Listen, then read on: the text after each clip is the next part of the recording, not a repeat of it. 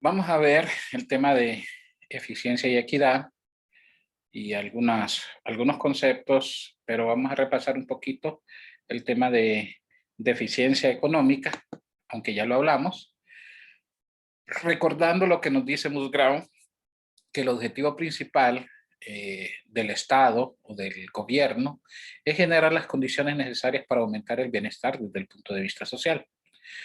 Hay tres funciones inherentes a lo que hace el Estado. Número uno es la asignación. Cuando nos referimos a la asignación, que es lo que hemos visto, de los recursos, es explicado a través de la economía del bienestar y lo que nosotros denominábamos óptimo de Pareto, ya lo vamos a definir nuevamente. Los efectos distributivos, número dos, y redistributivos, o sea, el tema de distribución y redistribución es otra de las funciones inherentes a un Estado, de la asignación de los recursos. Y número tres, es la función estabilizadora de la economía a través de la política pública, tanto desde el aspecto microeconómico como macroeconómico. Recordando que el tema de eficiencia nosotros lo vamos a comprender, eficiencia económica lo vamos a comprender de la siguiente forma. Vamos a decir que hay una asignación eficiente en el sentido de Pareto cuando no es posible asignar los recursos de tal forma que buscando mejorar a un sector se esté empeorando al otro. Esto genera una disyuntiva en el tema del uso de los recursos y el aumento o disminución de bienestar de los sectores económicos, que es algo que nosotros tenemos que comprender. Cuando nosotros ya estamos ante esa disyuntiva entre si yo mejoro la condición de algún agente, va a ser a costa de empeorar la situación o el bienestar de otro agente, entonces nos damos cuenta que estamos utilizando los recursos de forma eficiente. Para alcanzar el óptimo paretiano, entonces se deben de cumplir tres condiciones de forma simultánea. Debe de haber eficiencia en la producción, debe de haber eficiencia en el intercambio y debe de haber eficiencia de forma global o combinación de productos. En este caso, ¿cuándo es que nosotros decimos que una asignación es eficiente? Cuando nosotros pensamos tanto en el sector público, en el privado o en la producción pública y la producción privada. Según Samuelson, la eficiencia paretiana se puede medir eh, a través de las empresas públicas y privadas si la relación individual de sustitución entre los bienes públicos y un bien privado es igual al costo marginal del bien público. Así decimos que el costo marginal es igual a la suma de las tasas marginales de sustitución de los individuos. La asignación en la producción será eficiente cuando la relación marginal de transformación de los bienes sean iguales en las empresas y por ende en la economía. Esto es algo que nosotros siempre hemos dicho, las relaciones marginales de transformación, lo que nos indican a nosotros es el sacrificio del uso de factores productivos, de un factor productivo por otro factor productivo para generar producto. La asignación es eficiente en el intercambio cuando las tasas marginales de sustitución, lo que denotan es el sacrificio en el consumo de un bien por consumir una unidad adicional de otro bien. En este caso, si las tasas marginales de sustitución son iguales, entonces nosotros podemos decir que existe óptimo en el intercambio o en el consumo. Y de forma global vamos a decir que existe una asignación eficiente. Se dará cuando la producción es igual a la asignación eficiente de los individuos. Esto quiere decir que la relación marginal de transformación que representa, por ejemplo, las relaciones, el intercambio de uso de factores para producir productos y a su vez que representa también la tasa de intercambio de producir un bien adicional de X por dejando de producir un bien de Y, es igual a la tasa marginal de sustitución de ambos individuos, suponiendo que estamos en una economía sencilla y que el supuesto es que existen en la economía dos individuos que consumen dos productos X y Y y que para producir las empresas esos productos X y Y van a utilizar factores productivos L y K. En este caso, si nosotros recordamos, esta es la curva de frontera de posibilidades o curva de posibilidades de producción, en donde nosotros tenemos dos bienes producidos en la economía, hacemos el supuesto básico, que solo se producen dos bienes X y el bien Y que para producir dos bienes X y Y, nosotros utilizamos factores productivos, capital y trabajo, y empleamos tecnología. En este caso, entonces, la curva de posibilidades de producción nos limita todas aquellas combinaciones que son inalcanzables desde el punto de vista económico y todas aquellas combinaciones que puedan ser alcanzables y eficientes o alcanzables e ineficientes. En este caso, todo punto que esté en la curva, este punto E1, E0 y E2, representan puntos óptimos en los cuales se podría posicionar y hay una asignación eficiente de los recursos.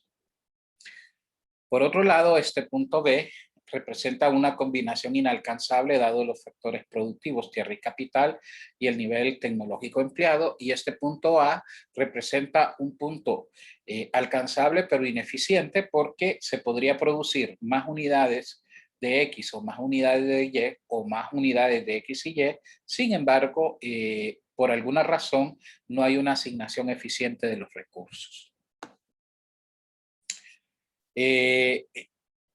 Volviendo un poco atrás, se dice entonces que hay una producción eficiente cuando, la economía puede producir una unidad adicional del bien X a costa de o sacrificando unidades de Y, recordando que a eso se le llama tasa marginal de transformación desde el punto de vista social. Que a su vez, si yo paso una curva tangente por cualquiera de esos puntos de esa curva de posibilidades de producción, no será más que delta Y, que es el cambio en el bien Y entre delta X.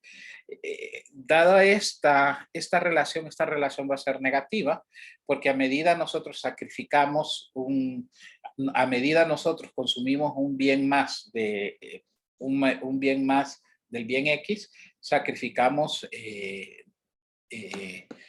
un bien Y.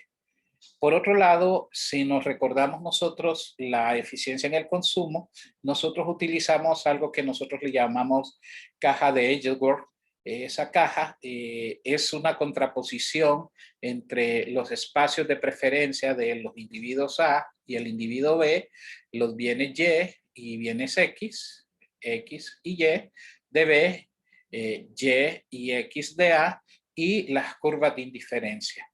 En este caso, entonces, los puntos donde las curvas de indiferencia del individuo A, que son de esta forma, y las curvas de indiferencia del individuo B, que son de esta forma, sean tangenciales, o sea, estos puntos, ahí vamos a decir que existen las condiciones de distribución eficiente desde el punto de vista del intercambio. Y ahí se da que la tasa marginal de sustitución del individuo A es igual a la tasa marginal de sustitución del individuo B. Y en el caso de la eficiencia global, entonces hemos dicho que si la tasa marginal de sustitución del individuo A y del individuo B son iguales, que son representadas por las tangencias de las curvas de indiferencia de cada uno de los individuos de forma contrapuesta, esa misma pendiente va a ser la pendiente que represente la curva de frontera de posibilidades, y esa pendiente también nosotros le llamamos relación marginal de transformación, que es el sacrificio del bien Y por obtener una unidad adicional del bien X. Recordando entonces que las condiciones necesarias para que se cumpla el óptimo de Pareto son las siguientes: que los consumidores y los productores operen en mercados competitivos, eso es algo que debemos de recordar, y que existen los mercados completos. Por lo tanto, podemos concluir, se cumple el teorema fundamental del bienestar, que los mercados competitivos alcanzan asignaciones eficientes a lo largo de la curva de posibilidad de utilidad. Una de las cosas que nosotros debemos comprender que eficiencia no es igual que equidad, porque el tema de la asignación eficiente o las asignaciones eficientes desde el punto de vista social no significa que sean puntos deseables desde ese mismo punto de vista social, y ya vamos a entender por qué. Aquí tenemos una curva de frontera de posibilidades, de utilidad, perdón, una curva de posibilidad de utilidad en donde tenemos la utilidad de dos individuos que representan la economía. Aquí tenemos la utilidad o el bienestar alcanzado de el individuo A, y aquí tenemos la utilidad o el bienestar que alcanza el individuo B. Entonces, dice todo punto, y es la misma lógica analítica que nosotros tenemos con esta curva. Todo punto por encima de la curva de posibilidad de utilidad es inalcanzable, porque no se puede alcanzar ese nivel de utilidad dado a los recursos que tenemos. Y la otra es que todo punto que esté en la curva o por debajo de la curva son alcanzables. Todos los puntos en la curva son alcanzables y son eficientes, o sea, existen asignaciones eficientes en la utilidad. La curva de frontera de posibilidad de utilidad representa realmente la utilidad que obtiene un individuo dada la utilidad que está obteniendo otro individuo. Todo punto que está por debajo de la curva de posibilidad de utilidad es ineficiente, y en este caso tanto K, R y S son ineficientes. Sin embargo, los puntos los puntos K y R reflejan asignaciones ineficientes, y si yo veo el punto S denota un punto de mayor satisfacción o de mayor bienestar que el punto K o el punto R, porque logran asignaciones distributivas más eficientes desde el punto de vista social. Nosotros aquí tenemos una curva de eficiencia-equidad, la eficiencia y tenemos la equidad, y bajo la misma lógica de la curva de frontera de posibilidades, solo que esta curva será curva eficiencia-equidad, nos denota la disyuntiva que hay entre la equidad y la eficiencia. Eso significa que si yo quiero aumentar la eficiencia en la economía, va a ser a costa de la disminución del bienestar desde el punto de vista social. Y si lo que me interesa a mí es más la justicia social, entonces yo sacrificaré cierto margen de eficiencia en la economía. Muchas veces algunas medidas se dan, por ejemplo, el tema de los impuestos es un tema mucho más distributivo, orientado a ser distributivo que el funcionamiento eficiente de la economía, porque vamos a partir de la premisa que casi todo impuesto genera algún impacto negativo no deseable dentro de la economía. Entonces, cualquier introducción de impuestos o aumento de impuestos sí será orientado, por ejemplo, a aumentar la capacidad recaudadora del Estado para poder ofrecer más bienes o servicios desde el punto de vista público. Pero eso será también a costa de la eficiencia, porque hubo un mayor impuesto para las empresas o para los trabajadores, desmotivan para que ellos puedan trabajar un poco más. También nosotros podemos ver aquí una curva en donde tenemos el sector público o el sector privado, tenemos la producción pública o privada y en este caso una mayor participación del Estado a través de sus mecanismos de política pública generan una caída en la participación del sector privado. Si nosotros relacionamos estas dos curvas, verán ustedes entonces que muchas de las políticas distributivas que son políticas públicas desde el punto de vista social, van más orientadas al tema de justicia social. Entonces, la pregunta aquí cabe, ¿qué es lo que pretendemos o cuál es el objetivo primordial que debería de buscar la política pública? Sí, alcanzar una buena eficiencia o una asignación eficiente de los recursos o, por el contrario, ser más equitativo y entonces esas son las implicaciones. Ahora, la pregunta es, ¿habrá un punto, una asignación óptima desde el punto de vista social? ¿Cuáles son las implicaciones entonces entre la disyuntiva de la eficiencia y la equidad? Una asignación eficiente resuelve desde la óptica individual el óptimo, ¿sí? O sea, si nosotros queremos asignar de forma eficiente, entonces desde ese punto de vista nosotros individualmente alcanzamos el óptimo. Recuerden ustedes que uno de los supuestos es que toda economía que es competitiva tiene asignaciones óptimas en los recursos. Sin embargo, desde el punto de vista del óptimo social, ya no del óptimo individual, ya que no solo es relevante la asignación de los recursos, sino cómo se distribuyen los recursos a través de la población como la renta. Cualquier cambio político, económico sería inviable si algún individuo de la sociedad se sintiera perjudicado. En este caso, desde el punto de vista del bienestar, nosotros podemos ver que cualquier acción tiene una reacción. O sea, un beneficio significa para otro sector un perjuicio.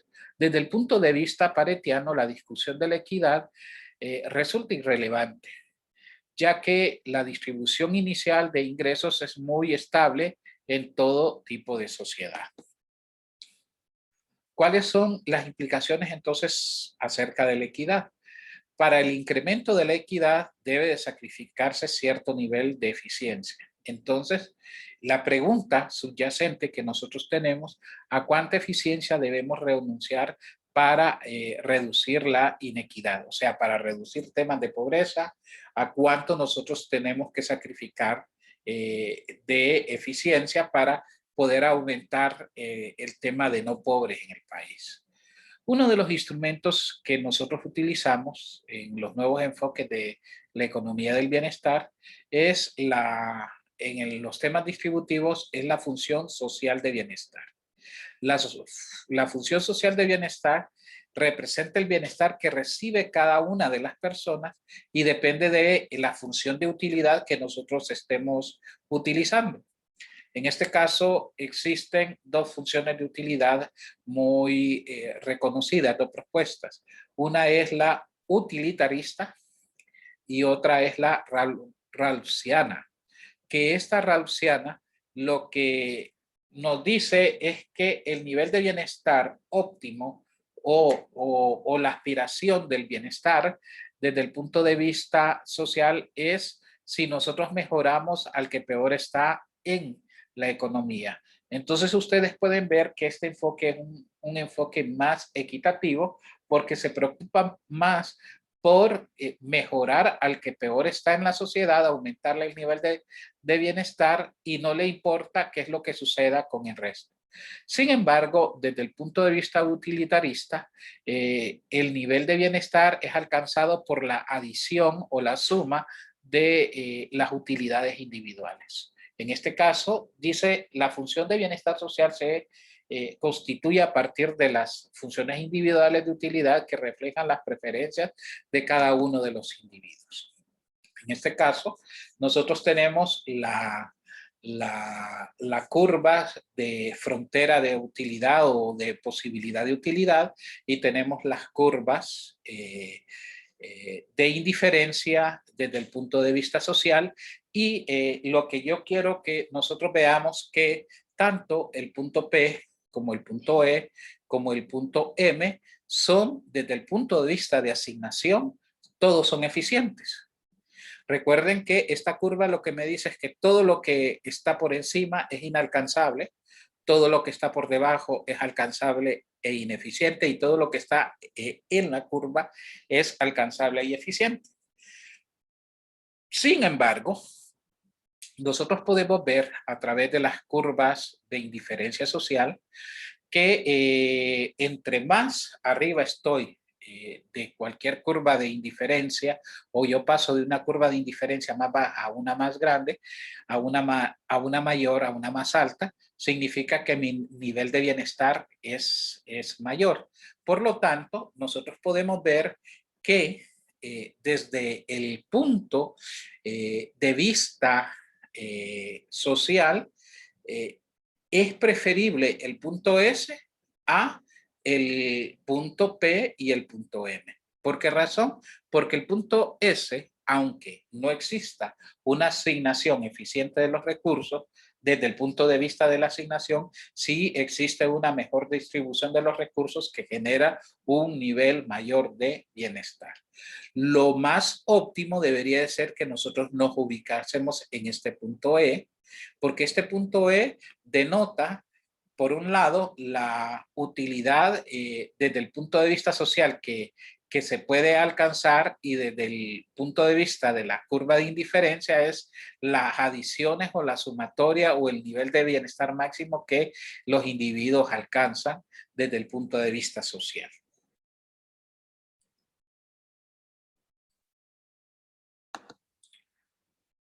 Hay unas observaciones que me gustaría que las tomáramos en cuenta. Todo equilibrio general es una situación de asignación eficiente desde los recursos, porque logra ubicarse en la curva de frontera de posibilidad de utilidad cuando los mercados operan de forma competitiva. Pero no toda, y eso pongan atención, pero no toda asignación eficiente o equilibrio paretiano significa un equilibrio general desde el punto de vista social. O sea que desde el punto de vista social era el caso del punto S con respecto al punto P y al punto M, que era preferible desde el punto de vista social ese punto S, aunque no denotara una asignación eficiente de los recursos. Por lo tanto, la intervención del Estado puede mejorar la distribución justa de los recursos. El gobierno puede intervenir una economía de mercado para mejorar el bienestar justo de los recursos, coordinando, estimulando y facilitando la distribución voluntaria, o hacer efectivas las metas colectivas de equidad a través de impuestos y gastos. Recuerden ustedes que de la forma en que el Estado interviene en la economía es a través de la asignación del presupuesto y la elaboración y asignación de los presupuestos. Uno de los problemas que enfrenta la equidad desde el punto de vista normativo, recuerden que desde el punto de vista normativo es cómo deberían de ser las cosas, cómo debería de funcionar la economía, es cómo acercamos al pensamiento que todos los hombres deben tener el mismo derecho y libertades por igual, y cómo sobrepasar los obstáculos que impiden esas libertades reales. Entonces, en este caso, nosotros tenemos las funciones sociales de bienestar, y dice: el utilitarismo es una visión que nos permite acercar a definir el bienestar social a través de la adición de los beneficios individuales basados en dos premisas esenciales.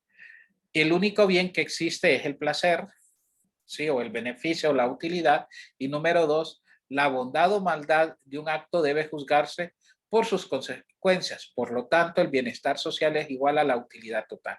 O sea, aquí no importa que usted perjudique a uno de los grupos, siempre y cuando la adición de esas utilidades usted pueda generar un mayor bienestar. El pensamiento utilitarista no presenta aversión a la desigualdad, que es lo que hablábamos anteriormente, pues solo valora la utilidad total y no la distribución. Por lo que, desde el punto de vista social, toda distribución que genera mayores niveles de utilidad siempre serán más deseables. Los juicios distributivos en economía se formalizan mediante funciones de bienestar social. La función de bienestar social generalmente se considera como un código de valor colectivo que establece la forma como varía el bienestar social ante cambios en la utilidad de cada individuo. ¿Cuáles son estos criterios entonces de un estado justo de distribución? Criterio basado en la dotación, criterio utilitarista, criterio igualitarios y criterios mixtos. Pero en la práctica, nosotros vamos a ver que el tema de la medición del bienestar lo vamos a hacer a través de estas 6 herramientas. La medición de beneficios, análisis de demandas compensadas, análisis a través de excedente del consumidor, medición de los beneficios sociales agregados, medición de las ineficiencias y cuantificación de los efectos distributivos. En este caso, ¿qué podemos decir acerca de la medición de beneficios? ¿Cómo medimos los beneficios que reporta un programa o un proyecto? Esa es una pregunta que nosotros nos hacemos. ¿Cómo saber si un programa o proyecto ha sido efectivo y ha generado el nivel necesario, el nivel de bienestar necesario previsto? El beneficio se mide a través de la disponibilidad a pagar, o sea, cuánto estamos dispuestos a pagar, si nos tocara pagar, por el acceso al servicio, al bien público o privado. Se preguntó cuánto estaría dispuesto a pagar para obtener una unidad adicional. En este caso, entonces, la utilización de la disponibilidad a pagar es una variable proxy de la utilidad para obtener una curva que nosotros conocemos como utilidad total y utilidad marginal. En este caso, nosotros partimos que la sumatoria de los beneficios individuales o la disponibilidad a pagar debe ser igual al costo marginal desde el punto de vista social que asume el Estado por producir una unidad adicional de ese bien.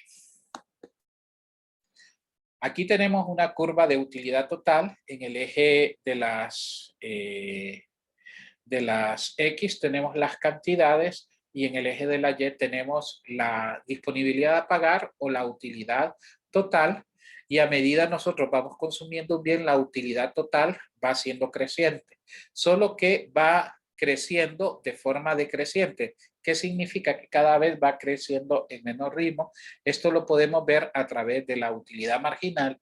La utilidad marginal lo que nos dice a nosotros es en cuánto varía la utilidad total cuando nosotros decidimos consumir una unidad adicional del bien.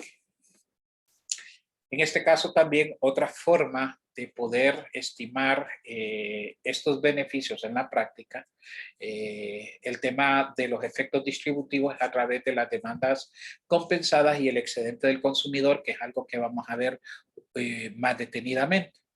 Al disminuir el precio de un bien, la posibilidad del consumidor se incrementa en 2 sentidos. O sea, cuando el precio de un bien usualmente disminuye, entonces las posibilidades del consumidor aumentan. ¿Y cómo aumentan? Al disponer de un mayor ingreso real. ¿Por qué hablamos del ingreso real? Porque el ingreso real lo que mide es lo que efectivamente se puede consumir con el dinero. Entonces, y esto se mide a través de unidades físicas que se pueden adquirir. Al disminuir el precio, entonces nuestro ingreso real tiende a aumentar y sustituye el consumo de un bien, o sea, de un bien que ha quedado más caro, que no se ha movilizado, por el bien que es más barato.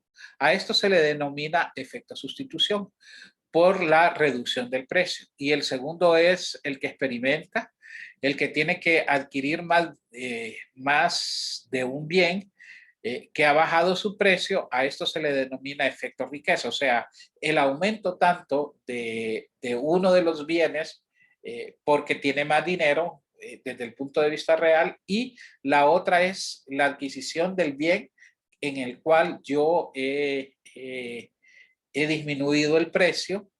Entonces aquí yo puedo descomponer el efecto total es igual al efecto riqueza y el efecto sustitución.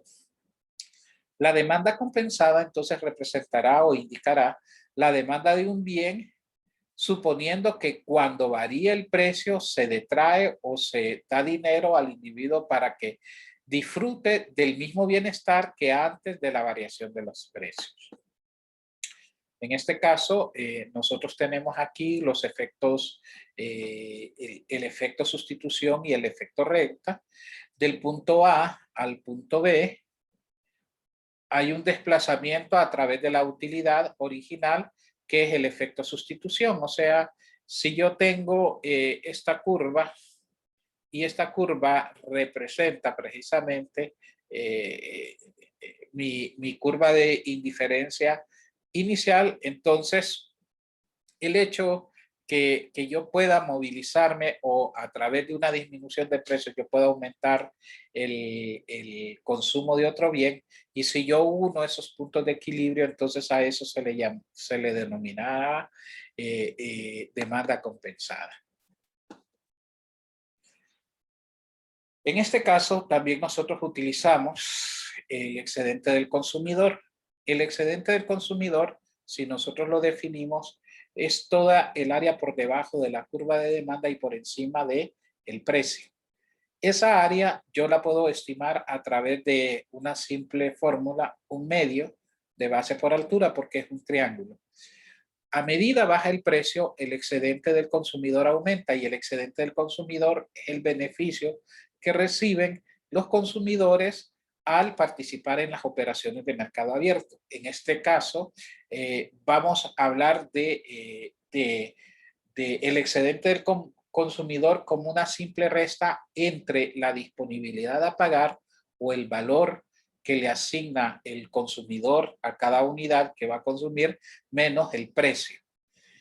En este caso, esto es como cuando usted lleva un plan de cuánto es lo máximo que usted desea pagar por un pantalón, por una camisa. Si yo lo máximo que voy a pagar por una camisa son 600 lempiras y la camisa que yo quiero cuesta 400 lempiras, entonces la pregunta es, ¿cómo le llamo yo a ese ahorro? Ese ahorro que yo tuve se le denomina excedente del consumidor, y entre más bajo es el precio, el excedente del consumidor es mayor. Entre más alto es el precio, el excedente del consumidor es menor. Pero eso lo podemos ver, lo podemos medir a través de áreas. Un medio de base. La base es la diferencia o incremento en Q, si ustedes lo quieren ver, delta Q por altura, que en este caso es delta P. Y delta P simplemente es el diferencial entre el intercepto en el eje de los precios menos el precio que estoy valorando, que es una distancia, y todo eso dividido entre 2. Aquí tenemos un ejemplo claro que nosotros podemos ver. Suponga que se ha identificado la curva de demanda de un bien social que mejora el bienestar de la sociedad. En este caso, la función de demanda está dada por Q igual a 1200 menos 0.4 P, donde Q representa las cantidades demandadas a diferentes precios del bien y P la disponibilidad a pagar por parte del consumidor. Entonces, en este caso, voy a sacar los interceptos, y al sacar el intercepto, recuerden que el intercepto en el eje de los precios, Q es igual a 0, entonces todo esto es igual a 0, y yo digo 1200 menos 0.4P igual a 0, despejo para P, y voy a darme cuenta que 1200 entre 0.4 va a ser igual a 3000, o sea, 3000 es la cantidad máxima que yo pudiese, o 3.000, perdón, es el precio máximo que está dispuesto a pagar el consumidor. Después, después de ese valor no se va a consumir absolutamente nada. Y igual vamos a estimar el intercepto en el eje de las cantidades. P es igual a 0, esto es mucho más fácil, menos 4 por 0 es igual a 0, y por lo tanto Q es igual a 1200. Trazo entonces mi curva, Y en este caso me están diciendo, y si el precio es igual a 1.500, ¿cuánto va a ser las cantidades consumidas? Simplemente despejo y me doy cuenta que las cantidades consumidas van a ser iguales a 600, 1.500 y 600, y el área bajo la curva, que serían 600, de 600 menos 0, que es 600, y 3.000 menos 1.500, 1.500 por 1.500, entre 2 es igual a 450.000. 450.000 entonces debería de ser el excedente del consumidor.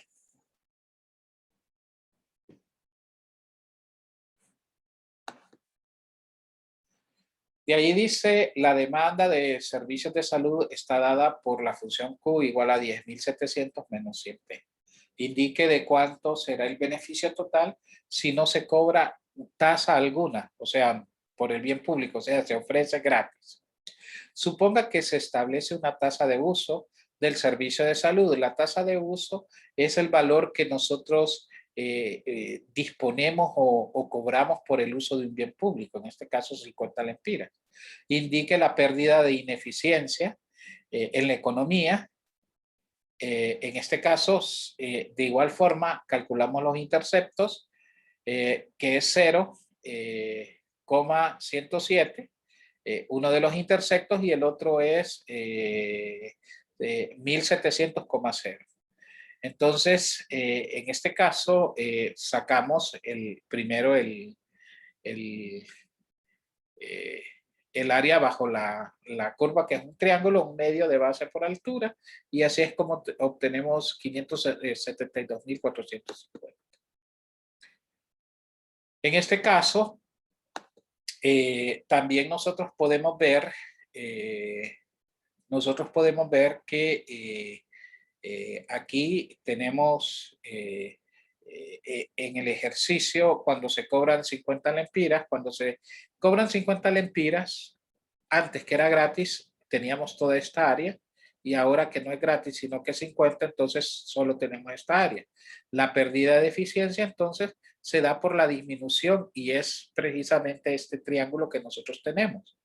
Entonces, si nosotros sustituimos en la curva, en la función de demanda, el precio, que es 50, nos daremos cuenta que las cantidades que se van a consumir son 5.700. Anteriormente se estaban consumiendo 10.700. Ahora, por un aumento en el precio, solo se van a consumir 5.700, y eso generará entonces una pérdida de eficiencia. Esa pérdida de eficiencia no es más que el excedente del consumidor total menos el excedente del consumidor cuando nosotros hemos afectado el precio.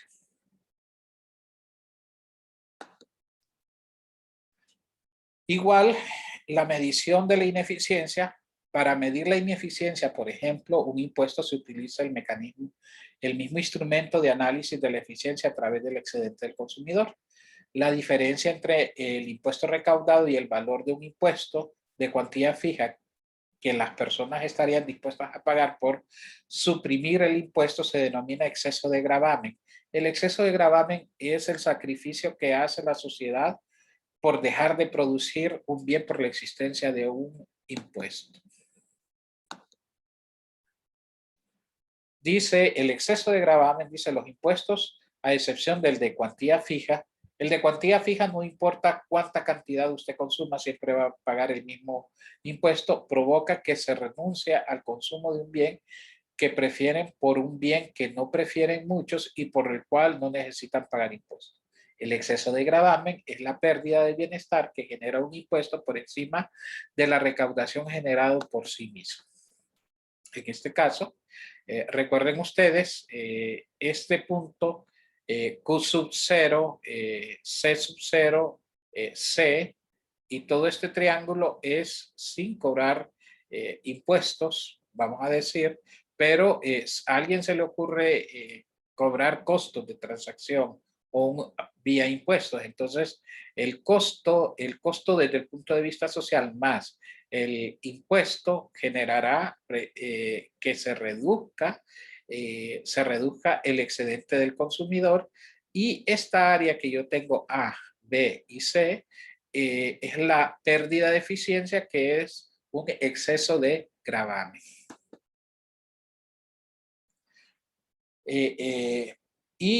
Una de las últimas métodos es la cuantificación de los efectos distributivos. Estos efectos son difíciles de medir, por lo que el gobierno utiliza indicadores sintéticos de desigualdad, entre los cuales tenemos el índice de pobreza, la brecha de la pobreza y el coeficiente de Gini. ¿Qué es la incidencia de la pobreza? Número de personas pobres expresadas como porcentaje del total de la población de un determinado año. Entonces se define como pobres aquí aquellas personas que pertenecen a hogares cuyo consumo per cápita en un periodo determinado es inferior al valor de la línea de la pobreza. La brecha de la pobreza, dice, es la diferencia agregada entre los ingresos de las personas pobres y el valor de una canasta básica de bienes y servicios, o línea de pobreza, expresada como porcentaje de esta última valor y dividida entre el total de la población. Entonces, en este caso, vamos a decir que vamos a definir los pobres, aquellas personas que pertenecen a hogares cuyos ingresos per cápita en un periodo determinado es inferior al valor de la línea de la pobreza. Si nosotros estimamos que la línea de pobreza es un salario mínimo, por decir algo, todos los que estén por debajo del salario mínimo, los hogares que estén por debajo del salario mínimo, entonces serán pobres. La línea de pobreza es el equivalente monetario del costo de una canasta básica de bienes y servicios. La brecha de la pobreza refleja cuán pobres son los pobres y, por tanto, proporciona una idea de la profundidad y la carencia de ingresos o consumos que definen una situación de pobreza. Es decir, representan el déficit promedio de ingresos de la población total para satisfacer las necesidades mínimas de bienes y servicios de los integrantes, expresado como una proporción de la línea de pobreza, donde el déficit de la población que no es pobre es cero por definición. Tenemos también indicadores de severidad de la pobreza y el coeficiente Gini, que el coeficiente Gini es un coeficiente que nos permite a nosotros medir la distribución igual o desigual de los ingresos. Es un coeficiente, una curva de Lorenz entre 0 y 1. Supondremos que entre más cercano está a 0, perdón, los bienes son mejor distribuidos, los ingresos son mejor distribuidos, hay una mejor distribución, y entre más cercano esté a 1, significa que hay una inequidad en la distribución de los ingresos. Y tenemos las gráficas. También tenemos el índice de pobreza y, en resumen, tenemos todo esto. En este caso hay tres formas de enfocar las elecciones desde el punto de vista social. Principio de compensación, comparación de las distintas medidas y enfoques de beneficios ponderados. El principio de compensación establece que si la disposición agregada a pagar es mayor que el costo, el proyecto debe realizarse. Eso significa que hay una mayor valoración por parte de los agentes económicos que el costo. Entonces, este es un análisis costo-beneficio, ¿verdad? Si el beneficio es mayor, medido a través de la disponibilidad a pagar, es mayor que los costos marginales desde el punto de vista social, entonces el proyecto se hace. Solo podemos estar seguros de que el proyecto es deseable si se paga realmente una compensación a los que resultan afectados negativamente. Este es el caso, por ejemplo, de de la extracción de minas y canteras, si las empresas o el mismo gobierno compensan, o los que viven en las represas, ¿verdad? Compensan a los que realmente están asumiendo una pérdida. Entonces, en este caso, la distribución será más óptima. Y compensaciones de distintas medidas. En la práctica, el Estado no trata de determinar los efectos de cada individuo, sino que de los grandes grupos que afectan. Los beneficios netos ponderados. Los beneficios netos agregados es la suma de los beneficios de la disponibilidad a pagar de los diferentes sectores, menos los costos, que es lo que les hablaba. Existen dos posibles resultados que sean positivos y por lo tanto el proyecto pueda generar los resultados esperados.